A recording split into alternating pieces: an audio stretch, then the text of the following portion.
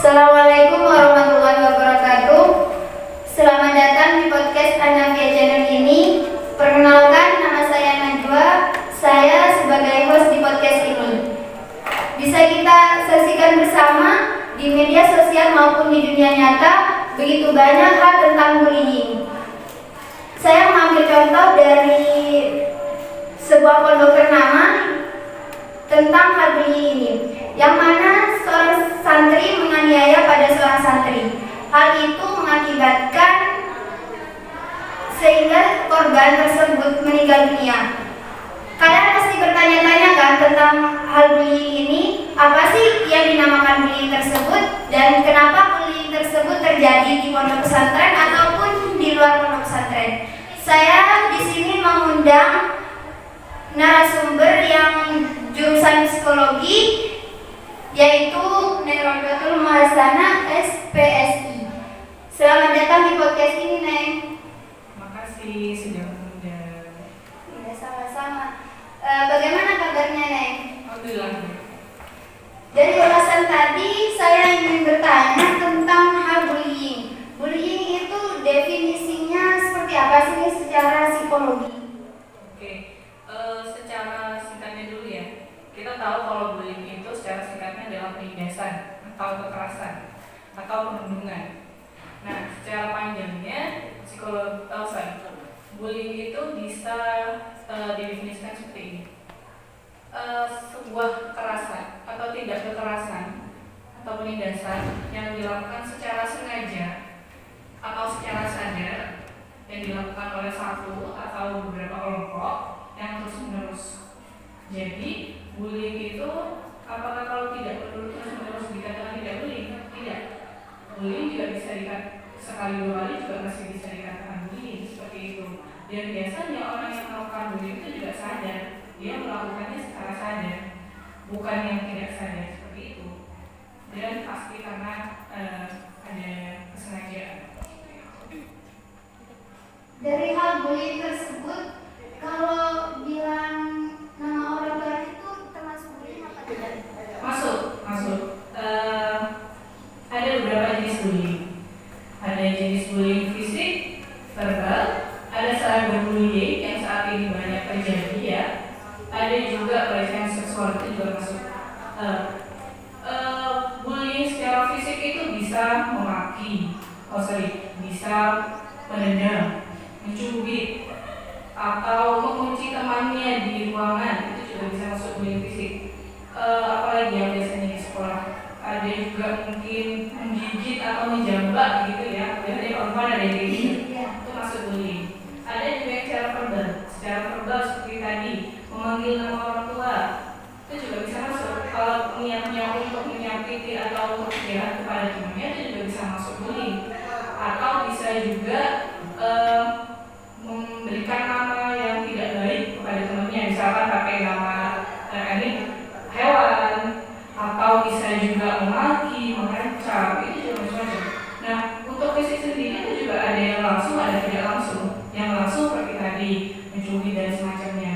Yang tidak langsung bisa seperti menjulurkan lidah atau memberikan jari tengah, itu juga bisa masuk bullying secara fisik, tapi non langsung, yang tidak langsung seperti itu. Ada juga cyberbullying yang saat ini sudah banyak terjadi. Cyberbullying itu biasanya terjadi melalui media sosial atau media elektronik seperti hate comment kepada artis atau kepada teman gitu ya, atau menyebarkan gosip yang tidak benar. Apa sih yang sekarang tuh banyak terjadi, mencemarkan nama baik, itu juga bisa masuk. Biasanya kalau zaman dulu teman-teman anak-anak sekolah itu gosipnya ya sekedar gosip antar kelas gitu ya. Tapi kalau sekarang juga bisa gosipnya antar media sosial, itu juga bisa masuk cyberbullying. Perbedaannya dari gosip zaman dulu sama sekarang itu, kalau sekarang kayak internasional gitu ya? Bisa, karena kan teknologi juga semakin canggih ya. Semua informasi, semua opini kita dengan mudahnya bisa dilihat orang lain, bisa dibaca orang lain. Jadi ya kalau sudah masuk ke internet atau sudah masuk ke media sosial, orang dari luar mana pun juga akan bisa membaca, bisa tahu Jadi mungkin kalau zaman dulu gosip cuma antar sekolah, jadinya kalau satu sekolah gitu ya. Kalau sekarang di gosipnya di internet atau media sosial gitu ya, orang lain bahkan mungkin luar negeri juga jadi tahu. Jadi akan semakin banyak tekanannya kalau sekarang. Dari hal bullying tersebut, apakah ada dampak yang sangat menonjol bagi korban? Banyak, tergantung bullyingnya seperti apa dulu, perilaku bullyingnya seperti apa dulu. Paling ringannya mungkin korban akan merasa emosinya terganggu, emosinya tidak stabil, seperti itu. Terberatnya sekarang seperti kasus-kasus baru ini yang sampai bullying secara fisik, korban koma sampai beberapa hari. Saya yakin juga sudah banyak yang tahu ya, karena sudah viral banget. Korban sudah koma sampai beberapa hari fisiknya. Apakah psikisnya tidak terganggu? Dia juga pasti akan terganggu psikisnya. Yang awalnya cuma dijebak katanya mau apa? Kasusnya kan cuma katanya si korban mau ketemuan sama cewek buat dikasih kartu sekolah itu ya kalau nggak salah. Ternyata dijebak untuk ditindas, untuk dianiaya seperti itu. Pasti fisiknya sudah terganggu, psikisnya juga pasti sudah terganggu seperti itu. Itu dampaknya sudah sangat besar. Bahkan kalau di luar negeri, di sekolah-sekolah luar negeri itu banyak juga yang sudah sampai bunuh diri karena dibully. Banyak itu kasusnya seperti itu. Makanya dari mulai hal ringan sampai yang besar, dampaknya itu bisa sangat banyak. Stres, trauma, atau depresi. Atau bisa juga jadi malas untuk sekolah ada. Jadi tidak ingin melanjutkan sekolah atau malas untuk belajar, tidak ada minat belajarnya, atau mungkin sudah yang dulunya jadi rajin, yang dulunya cerdas, sekarang karena sering dibully atau apa, akhirnya menurun, prestasinya menurun. Itu juga bisa banyak kalau dalam school bullying ya. Dari kejadian hal bullying tersebut, faktor apa yang sangat menonjol? Faktor penyebab ini? Iya, penyebab bullyingnya. Oke, penyebabnya bisa banyak kalau untuk pelaku sendiri. Kalau penyebab kenapa pelaku melakukan tindakan bullying itu bisa karena beberapa faktor. Kita bagi jadi dua, faktor internal dan faktor eksternal. Faktor internal itu seperti apa? Pengalaman masa lalunya atau masa awal-awal dia di dunia inilah istilahnya gitu. Mungkin ketika kecil keluarganya atau lingkungan sosialnya itu sudah menampakkan kekerasan misalkan memaki kepada tetangga sebelah atau kepada keluarganya sendiri, misalkan ayah ibunya saling bertengkar, atau bisa ayahnya sering memukul, atau lingkungan sosialnya memukul itu sudah biasa terjadi. Itu juga akan masuk ke memorinya si anak, dan akhirnya dia juga bisa menerapkan kepada orang lain, menjadi pelaku bullying seperti itu. Atau bisa juga karena ini faktor internalnya, bisa juga karena kognisi. Kognisi itu adalah proses menerima atau mengolah informasi. Jadi ketika informasi itu diterima dan diolah, akhirnya dia akan membentuk sebuah pemikiran. Pemikiran ini yang nanti akan menjadi pemikiran yang negatif atau positif. Kalau dari kecil dia sudah mendapat atau dia sudah biasa menerima perilaku-perilaku negatif atau hal-hal negatif, pemikirannya akan menjadi negatif juga. Jadi kalau dia dari kecil sudah biasa mendapat perilaku yang positif, pemikiran-pemikirannya juga akan menjadi positif. Itu juga bisa menjadi salah satu faktor kenapa sih ada pelaku bullying gitu. Atau bisa juga karena faktor eksternal.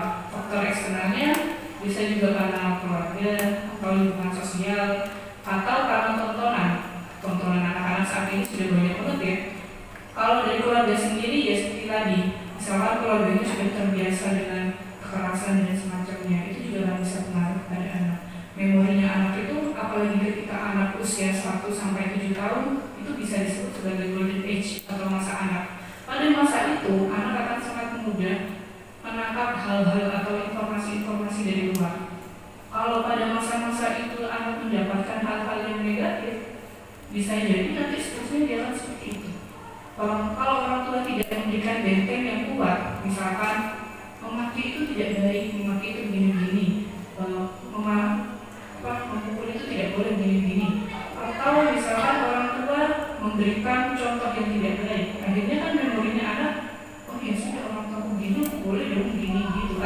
menormalisasi itu gitu.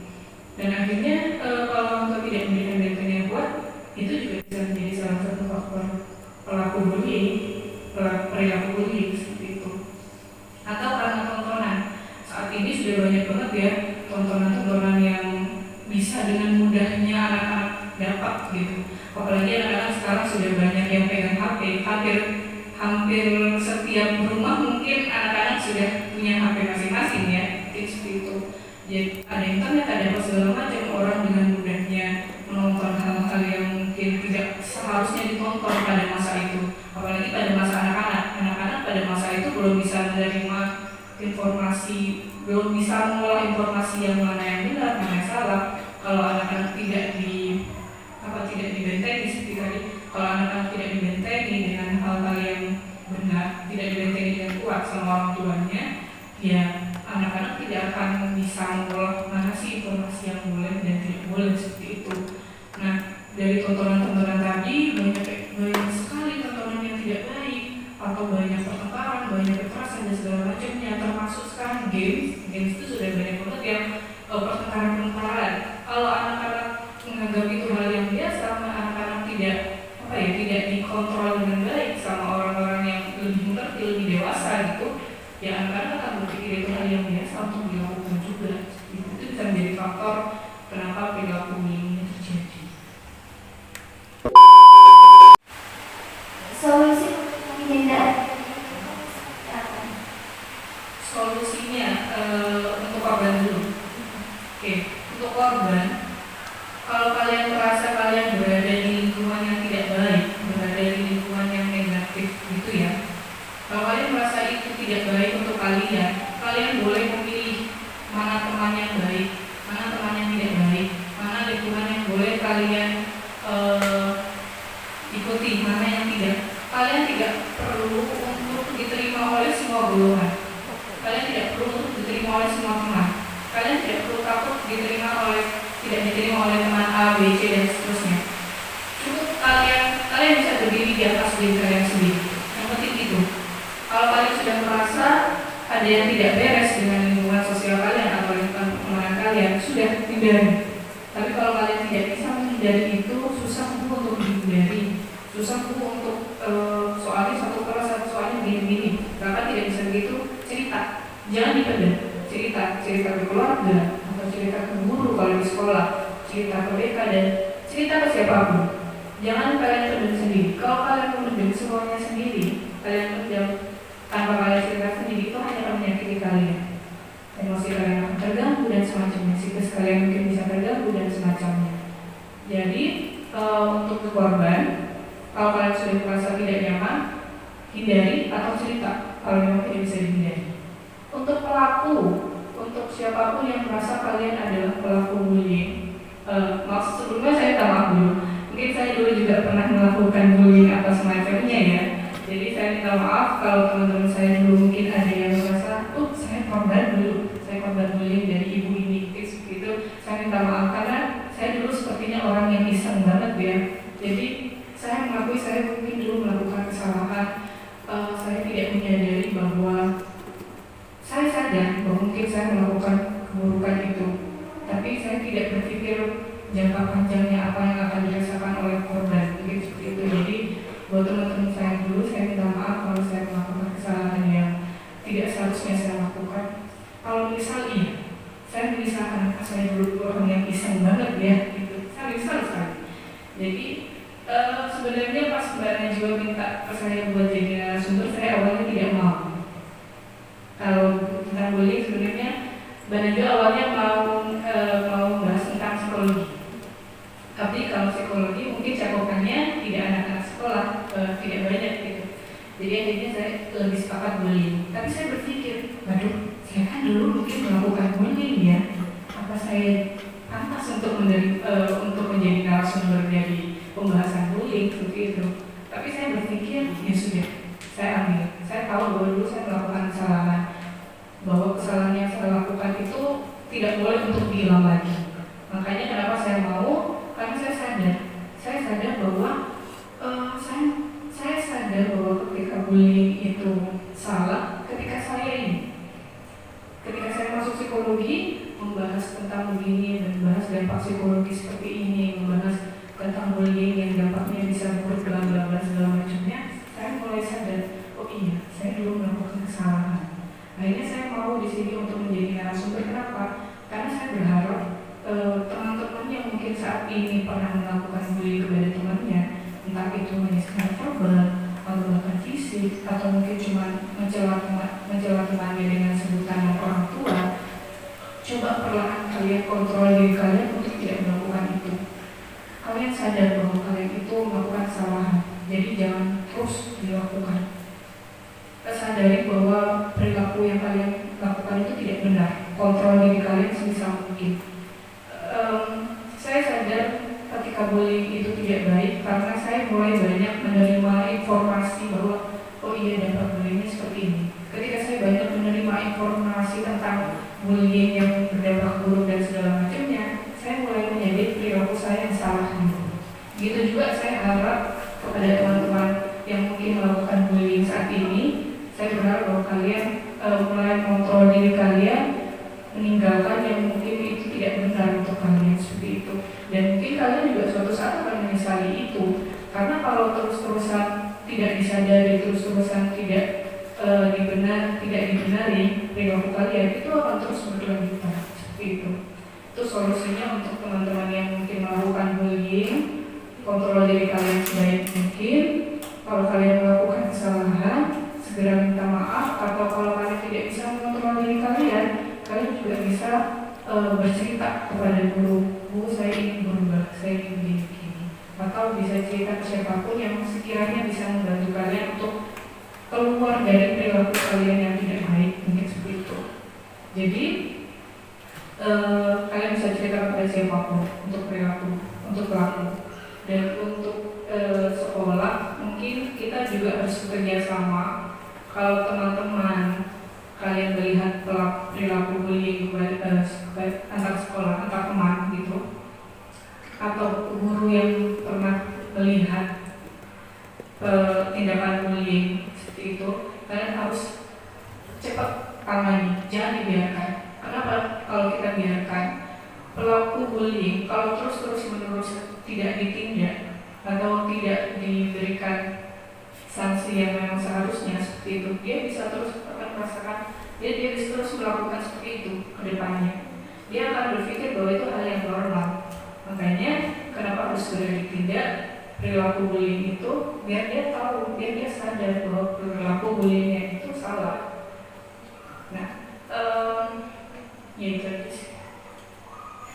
Kesimpulan dari narasumber kita tadi, bullying adalah penindasan, di mana tindakan kekerasan yang dilakukan oleh seseorang ataupun secara kelompok. Jenis bullying salah satunya yaitu cyberbullying, pembulian di mana yaitu tempatnya di media sosial. Dampak dari terjadinya bullying itu salah satunya yaitu stres, trauma, dan juga depresi. Faktor penyebabnya terjadinya bullying yaitu karena masa lalu, lingkungan, ataupun juga tontonan. Dan solusinya untuk menghindari bullying salah satunya yaitu mencari teman yang baik dan juga lingkungan yang baik. Terima kasih untuk penjelasannya bagi narasumber dan juga terima kasih waktunya.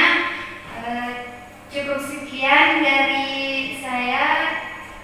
Jika ada kata-kata yang kurang berkenan, saya minta maaf sebesar-besarnya. Namun jika video ini bermanfaat bagi kalian, jangan lupa di-share, komen, dan juga jangan lupa subscribe channel Anda BRI. Terima kasih. Wassalamualaikum.